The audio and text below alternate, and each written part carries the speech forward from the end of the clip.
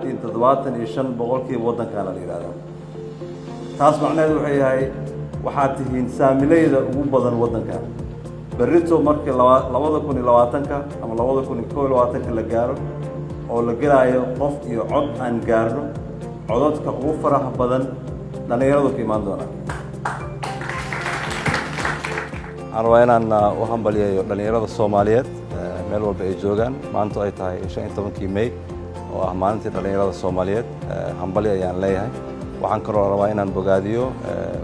wadaagga iyo wada shaqeynta dhalinyarada Soomaaliyeed iyo qaybaha amniga oo ka dhaxeeya oo ay ka mid tahay booliiska si loo adkeeyo amniga Soomaaliya si loo adkeeyo amniga qof walba waxay u baahan tahay dhalinyarada inay la shaqeyso hay'adaha amniga ay booliiska ay ka mid yihiin marka arrintaasna aad ayaan u bogaadinayaa hambaliyo mar koowaad hambaliyo mar labaad hambaliyo mar saddexaad